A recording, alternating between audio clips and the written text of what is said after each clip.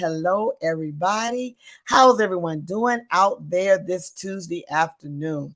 My name is Valerie Harris, and this is your Stepping Up and Stepping Out series, guys, that airs every Tuesday at 7 o'clock p.m. And this series has been designed just for you, to inspire you, to encourage you, and to empower its listeners to do what? Step up and step out of your comfort zone. And as an author and life purpose empowerment coach and leadership consultant, I help women in leadership and entrepreneurs to build a business, to create a brand that's for, with who they are and how they can go out there and help other people to create financial freedom and to live a healthy lifestyle as they long to leave a legacy for those that come behind them. And if you want to reach out to me further, you can reach out to me at www.talktimeval.com if you want to set up a consultation so we can get together. And if you're having any issues or things that you would like to discuss with me, that's where you can reach me at that website. So today, guys, we have a guest with us, Apostle Ezrian Jackson. And I would just like to give you a little bit of information about her before we bring her out here. Apostle Jackson is has a 20-year career in corporate America centered around administrative skills, which include supervisor of office services, sales and consumer services.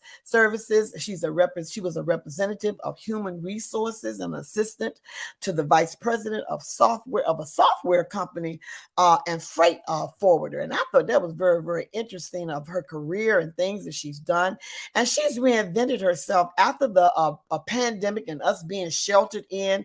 Through that experience, she reinvented herself in 2020 and has entered into the profession of coaching. Her mentor-mentee specialty coaching program that is designed to help women at the age of 30 years old plus. That's the target area that she targets. And she helps them to clarify and to release and to help them and assist them in discovering their specific specialties of their purpose. And by diffusing the cloudiness that a lot of times come with people not really knowing what their purpose is. And she helps them by accompanying them and helping them to transition from grief and trauma with her 10-week-old customized coaching program and approach that she uses. But she continues to pastor and oversee ministries, and she coordinates an outreach program within her organization. And I want to bring to the screen right now Apostle Jackson.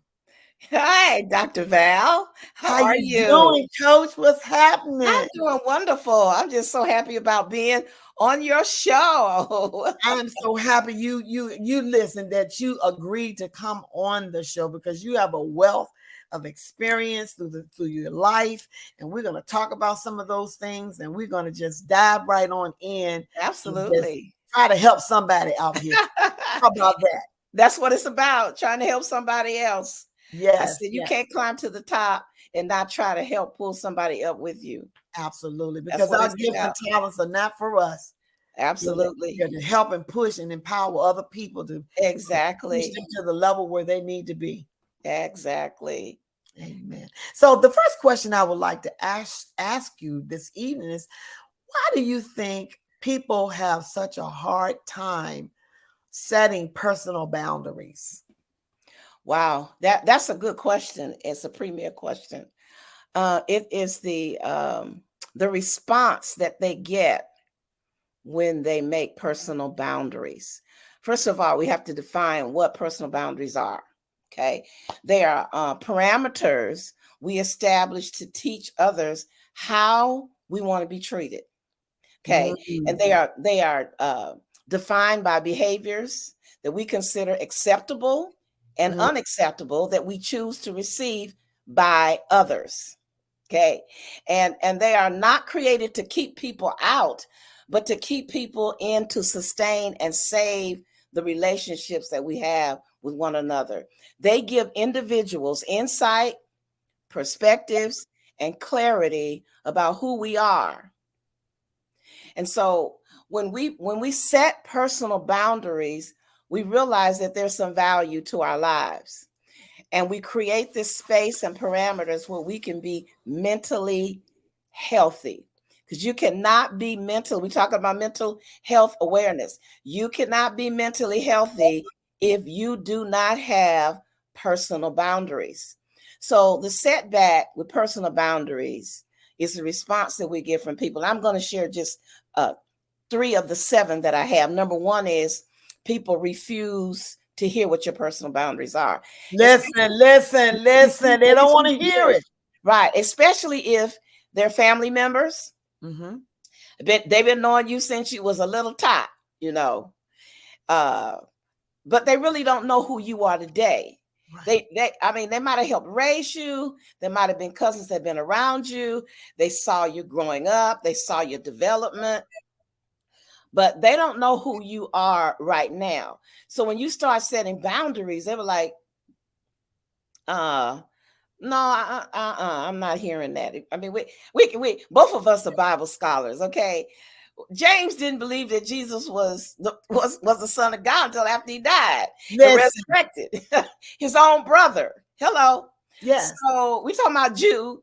He didn't become converted until after the death of Christ. So when we set boundaries, we start explaining to people about how we want to be treated. You know, if you're gonna come to my table, this is what I need you to bring.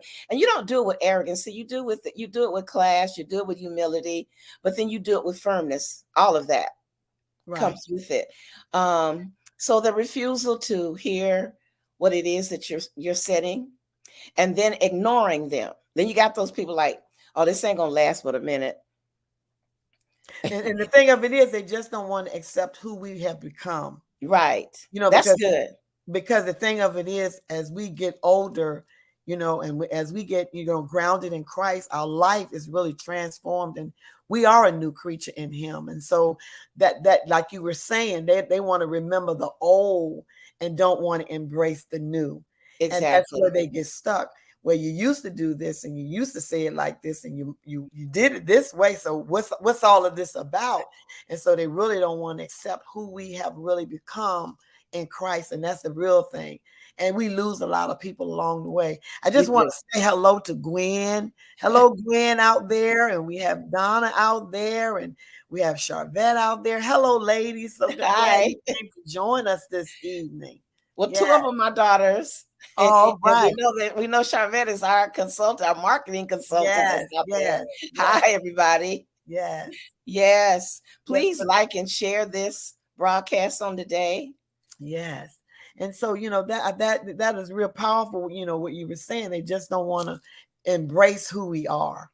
And they have a real problem. They have a real problem with us, really. Right. It's not just in the Christian community.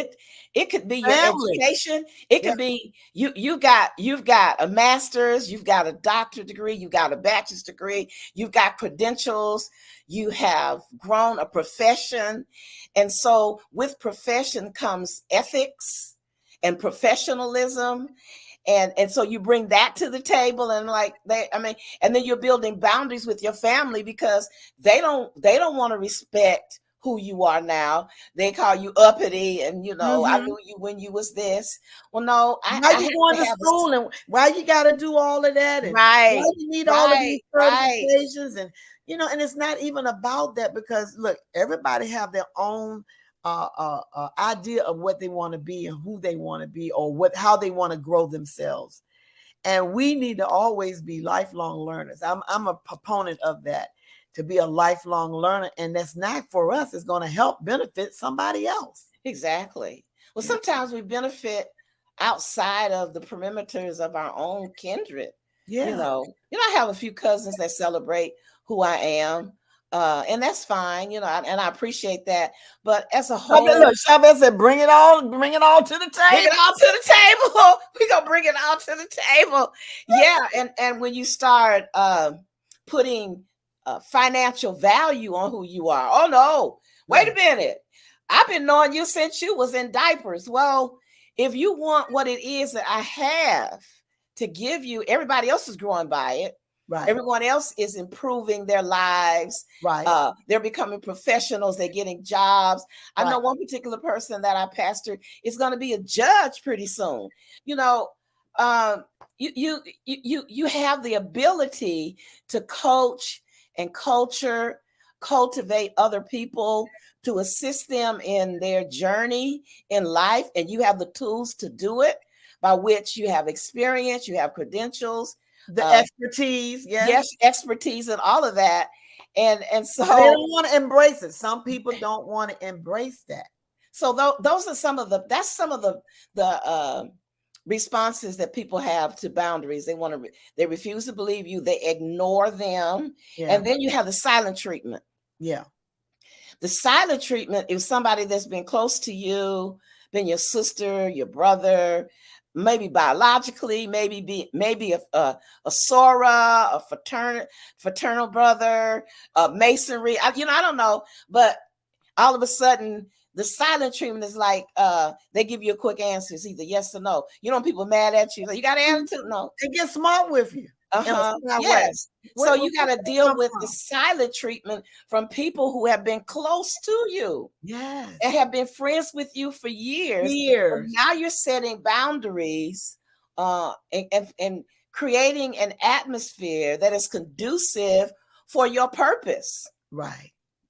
Absolutely. So that's why people have their, I do seminars on creating personal boundaries. And it's also part of the process in which I do my coaching for people to understand what their purpose is, the core of who they are, and the values that orbit around it, and how those processes work in time, and prioritize it. It's a 10-week program that I do. And I'm telling you, there's so many women that have, and I have a couple of brothers that have been blessed, have been encouraged, and they're going on. I mean, they're getting, one of my clients actually just got her doctorate degree. Yeah. Then I have other clients that have opened up their own businesses. So coaching is something that I've done. We didn't call it that in the church. Right. We didn't call it coaching. We're giving spiritual advice. Right. But what I've done is I've fused my theology with my secular credentials. And that's what I do when I work with women 30 plus, to help them diffuse the cloudiness. And some of it has to do with the grief in their lives that they have not dealt with, from a childhood, the trauma in their life that they have not, and the transition, because some of us do not know the importance of transitioning. Yes. I'm a registered behavior therapist for children in the spectrum. And that's one thing that the one word that we use all day long is teaching a child how to transition, how to transition out of one behavior into another behavior, how to transition out of one environment to another environment. And as adults, I found that a lot of our people do not know how to transition well. And the only thing we understand about transition is death. That's hospice. And, in hospice care, you got like 5 people to help you transition. Right. I was in my internship, I was part of a hospice team. You had your doctor, you had your physician, then you had your nurse, then you had your social worker, then you had the individual that sat with the patient to read books or prayers or whatever they needed. And then you had another person in there that made sure that groceries and food were in the house. They had a team of 5 people in a hospice team. And so what makes us think that when we don't need a team to help us transition from one stage in life, from one to the next? Yeah.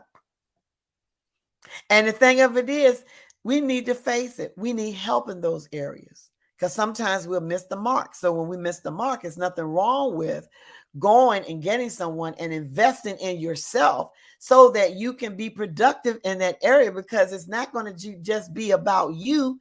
You're going to use those expertise to help someone else. Absolutely. And that's the part I think a lot of times people miss, and they don't put value on your expertise because they knew you then, or they, knew you from, like you say, your family, or it could be friends, exactly. or it goes across the board. They don't want to value what, God has put in you to be able to go out there and produce and to help somebody else. Well, that's why you need a marketing consultant. That takes you out of the sphere of the norm, or the people that have always known you, right? That give you visibility outside of the community that you have always dealt with. Because marketing is very essential in getting the people to know who you are and what you have to offer. Right. And that's a whole other profession and science in itself. Right. So that's one of the reasons why we have a marketing consultant to help us get out of the prison of just knowing a few people who got these problems, in a sense, in fighting them. I mean, the more you fight them, the more of your energy that you're giving away. Absolutely. It's just a fact. And so you have to let people stay where they are. And you grow, and that's what boundaries about. Say, okay, bye-bye. If that's where you want to get, if you want to stay stuck there, if you want to stay there, stay there. I'm not mad with you. I'm not mad. Right? Exactly. Exactly. So we don't want to invest our time, our money, and I believe one of the things that COVID taught us. And we've learned now about mental health. All these shootings that are going on, part of it is because of the access of being able to buy all these kind of guns that are made for military use. And a lot of it has to do with mental people just cracking up. They're just having psychotic breaks. Yes. And you can't tell what day they're going to do it. Exactly. And so we need coaches. Yes. We need consultants. We need therapists. We need all of all these professions to help us navigate our purpose. And this is our book, that we just brought out. I know you can mention something about it. About preparing for purpose. Yes. Welcome to your invitation to your next. This was a collaboration that was orchestrated by Charvette Mitchell. Yes. And it's 9 other women. I'm telling you, there's some dynamic stories in here. I'm one of the authors. Chapter number 8 is a dynamic book. I've been reading it. Yes. You've been reading it? Oh, yeah. To hear the trauma of what some of these women have gone through and how they have hurdled over all of those obstacles. I mean, from losing their ability to walk, getting run over by a car, losing their child, recovering from grief. I'm telling you, this compilation right here will encourage and help anybody that has gone through any kind of trauma, and lets them know, wait a minute, if they can overcome, if they have the tools to overcome, what is stopping us from doing the same thing? And the thing of it is, people look at us and think, we're coaching, we're consulting, but we have coaches ourselves. Yes. So that's why we know what we're doing. It's not like somebody we just looked up at the sky and drew it out the sky. We know what we're doing when we're out there helping the next person to push them to where they need to be, because all of us have gone through our own traumas in life. Yes. And those life traumas that we've gone through have enabled us to be able to help the next person. Yes, if we're not stuck in it. The problem is, so many people are. When you recognize a trauma, you have to recognize a trauma. You have to recognize. Come on, preach the book. You have to recognize it and call it out. Yes. And you have to face it. And what happens to many trauma victims is that they're operating on survival tools. Yes. Compounded. You can't thrive and survive at the same time. That's right. You can't take the tools of survival into a thriving environment, because when you're surviving, you grasping at straws, you fighting your way through. You can't see nothing. You hustling. You're just trying to survive.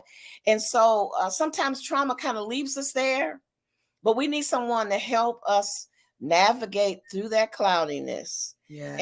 And it's really a lifetime journey. You know, It is. It is. we have 10-week programs and year programs for people. But what it does, it makes people aware that it is a lifetime journey to Absolutely. your mental health. And And now, that, yeah, go ahead. Go ahead. This is just so good. I just get so excited, because the thing of it is, as we're talking, and like you're talking about the traumas, because you have one trauma that happens and a Band-Aid is put on it. Another trauma happens and a Band-Aid is put on it. Another trauma and nothing's never dealt with. And so if you don't get the healing that you need, that's why you stay stuck. That's why you stay complacent and don't know what to do, because you have all these things going on and wondering why can't I move forward? And it's because you haven't dealt with those inner things that have happened to us. And a lot of times those things have happened to us maybe when we were young and it was never dealt with. Right. And some things I remember my first therapist who, I was 55 years old when I went to a therapist, because I come from a Pentecostal church. Well, most of my enculturation of my Christian walk is Pentecostal, even though my grandfather was the founder of a Methodist church, and my grandparents were Baptists. Mm-hmm. So I'm kind of Baptist, Methodist, Pentecostal, all that mixed up. But most of my enculturation is in Pentecostal church. And, it's always about, God got you. I know he got me, but sometimes you need someone with a profession that can help you mentally and psychologically, because faith is about spiritual life. Yes. And sometimes pastors are intimidated.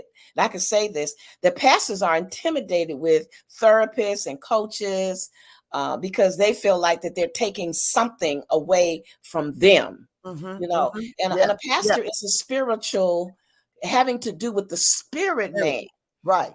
Leader and guider. And they should I welcome therapists. I welcome coaches to assist those that because people come to church sometimes to be healed, and they need to be able to be around those people that can help them. Exactly. So I remember saying to my therapist, I kept saying, well, I left home when I was, 14 years old, and I had to raise myself. And she listened to me for like maybe 3 sessions.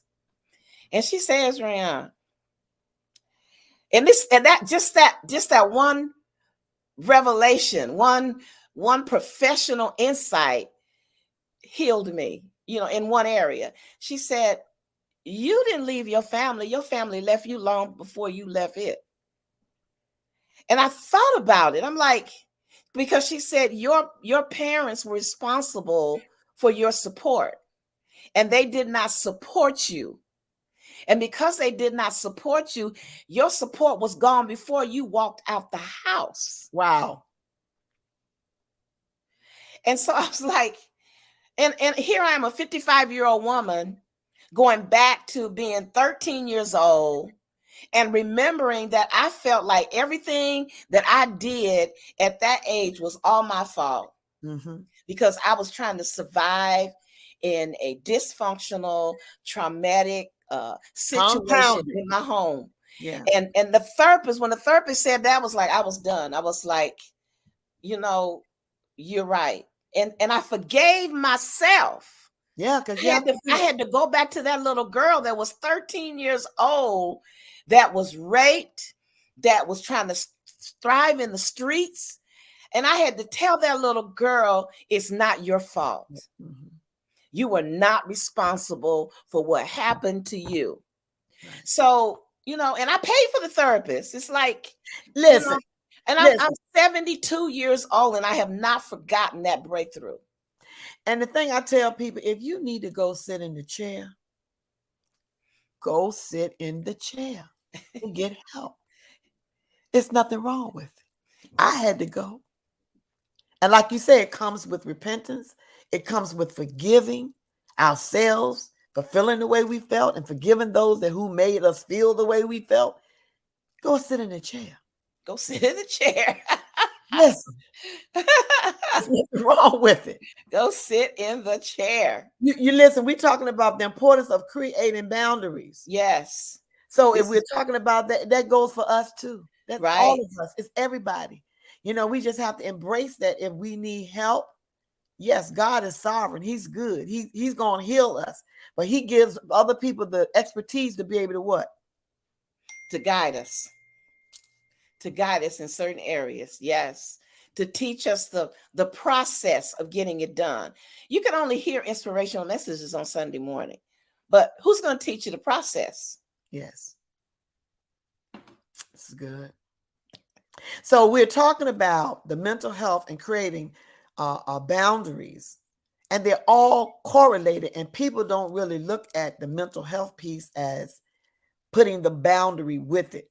So talk to us a little bit about that, because it's real powerful. You were talking about creating those boundaries, but the mental health, all of that coincides together. Well, mental health, it includes our emotional, psychological, and social welfare. It affects how we think, how we feel, how we act. It helps determine how we handle stress, how we relate to others, and how we make choices. Mm-hmm. So if we don't have boundaries, then we don't have mental health. Mm-hmm. We don't have good emotional, psychological, and social well-being, because we have not created boundaries to make that happen.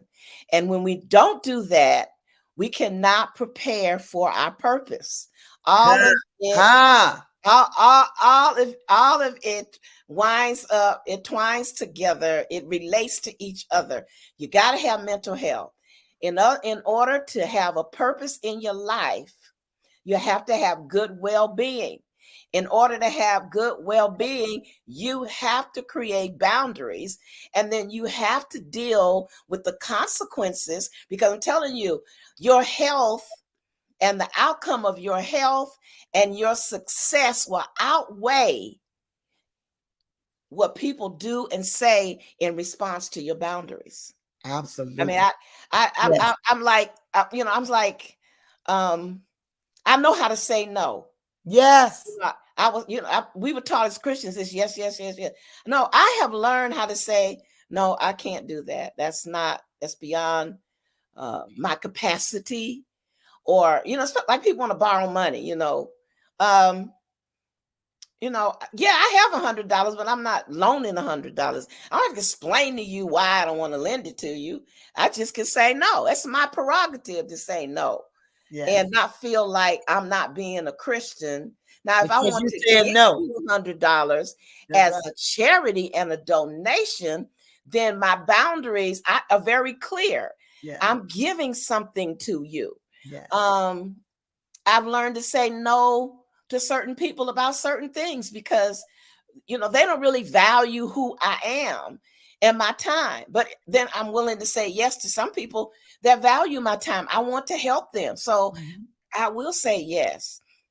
Yeah. I used to every open door to preach, I was like, yeah. No, I don't want to perform for people. I'm through with the performing. I'm through with I got a celebratory preach to make you happy and got to do all this to raise money. No, I don't do that. No, thank you. I'm good.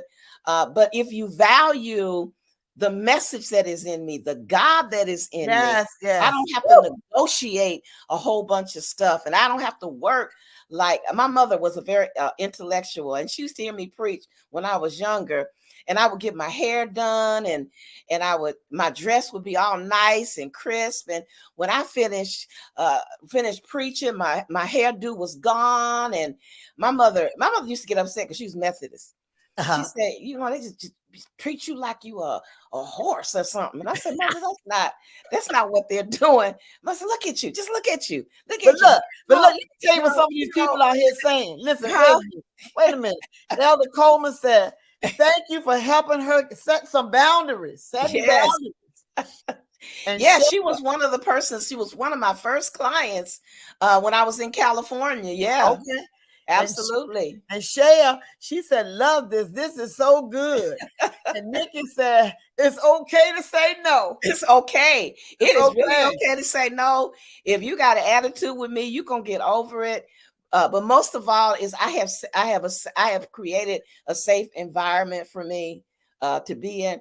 I remember having, all these convocations and people go to, I'm like, okay, I can't. I've learned that too much sensory. I can't do a whole bunch of sensory. Mhm. So, for me to be somewhere where I got to hear 20 preachers preach, what is that? What is that? I gotta pay $500 registration. Then I gotta pay another $1,000 for my hotel and my travel. Then I gotta pay I'm spending about almost $4,000 to hear 20 people, and I only can remember 20% of what's being said. Wow. So, I've learned to say, no, y'all gonna do what y'all doing. Y'all just have a wonderful time. If you happy with it, I'm happy for you. But I can't do it. It's a no. It's a no. Yeah. Can't do it. I don't travel for $50. I don't do split offerings and all that kind. No, if you want me to come, you will prepare a stipend for me and you will let me know what it is, and I will let you know if I'm gonna do it or not. Absolutely. This is good. Yes. So when we really, the thing of it is, what we're saying here is that when we really tap into those personal boundaries, we are gonna lose people along the way because they're not going to accept it. But it's okay, because we have to keep moving, because we have so much that we have to do that we can't worry about that. Well, you know what, Dr. Val? We may lose people on the other side, but we gain people Yes. if we keep going. Yes. If you keep coming, that's why like-minded people. Listen. If you keep coming, you're gonna find a whole different elite group of people on the other side who think just like you. I love it. Yes. Who respect your boundaries and you respect theirs. And so you have a whole other pool of relationships that you have incorporated into your life. You can say bye-bye to them and hello to the other ones. Yeah. It's all good. Yes. I mean, I still love you. I definitely. I still love you. I still do for you if I have it to do. If my cup is overflowing in abundance, I will do for you. I got the love of Jesus. Yes, I got the love of Jesus for you. Deep down in my soul. Yes, really deep down in my soul. Right. But when it comes to my mind, hello. Look, we got to keep our mind. Yes. Look, at the age we are, we better try to keep our mind. We better keep it, because ain't nobody gonna keep it for us. No. Or they gonna throw us up in some senior citizen home and tell us that we're not relevant. No, that ain't happening. You need to sit in that chair right there. Be quiet. Well, this has been awesome. Esrian, I'm so glad you decided to come out here and be with us today and talking about the importance of creating boundaries. And we all, like I said, all of our life, we are creating boundaries. It never stops, really, when you think about it, because they go from one thing to another, one stage to another, one situation to another, that we have to create those boundaries and stick to them and not let anyone make us feel less than because it wasn't done the way they thought it should be done. Yeah, exactly. Yeah, exactly. Yes. Well, I think my daughter, Pastor Gwen, has put the information in the comments on how to reach me.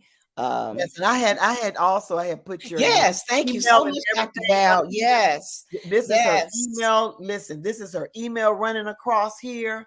And we will also, any other information that you need to know, we will put it in the chat later. Her Facebook page is Esrian Jackson. You can read there. And she's a powerful woman of God. And I just thank her for coming out here, being with us today to just talk about these boundaries and mental health, because that mental health piece is very, very serious in all of our communities that we're in. And it's something that we really have to be very cognizant of, and to be able to be there to help those people that are dealing with that. Absolutely, Dr. Val. Thank you so much. I really appreciate you and your tenacity. And you're so brilliant. You so tech savvy. I'm like you mentoring me, and that's like I can't keep up with some of the. I'm like I lose it. I mean, I have my expertise, but when it comes to the tech stuff, you got it down pat. I appreciate it. But we also have to help our seniors cross over too. We do. We do. We We do. have to help them transition away from the old school. We can take our wisdom, but the young people still need to hear from us. Yes, they do. Yes. Generation Z and millennials and X, The they still need legacy. to We hear have to us leave a voices. legacy that's going to go on and on, you know. And yes, we can help them. A lot of times they might not want to hear what we have to say, but we have the wisdom that can help them to be successful in their lives and to look out for certain things and put up markers so that they will not fall into the diverse ends of what's going on in the world that we're living in, because it's very easy to fall back. Absolutely. It is. It Yeah. is very easy. But Yeah. thank you again for having me, Dr. Val. Yes. I Thank you really for coming enjoyed. on. Yeah. You're one of those that I met on the other side. Yes, that's it. And that was a good meeting right there. Yes, Good. yes, it was. Yes, Yeah. it was. Well, I'll see you in a few minutes. All right. Guys, I'm so glad you came out here to be with me and Apostle Jackson today. I thank you for joining us and coming out here. And of course, if you need to get in contact with me, you can get in contact with me at www.talktimeval.com. If you want to set up a free consultation, and you can also go to Apostle Jackson's website if you want to set up time with her, that you can contact her as well. And I want to make sure I bring this up to the screen because this is my latest book. And if you want to purchase that book, is The Effects of Prayer in the Life of a Leader. You can go to Amazon and purchase that book. And it's a 12-month journal and workbook for leaders. And so just go out there and get that book and make sure, listen, and I ask you all every week to go and subscribe to my YouTube channel, guys. And you know you can reach out to me on Instagram, LinkedIn, my Facebook page, and join my Facebook group. The link is in the bio if you want to join my Facebook book group, because we will be doing some fun activities later on this month. So I will be talking to you a little bit later. Talk Time Val is about to sign out, and I will be talking to you a little bit later.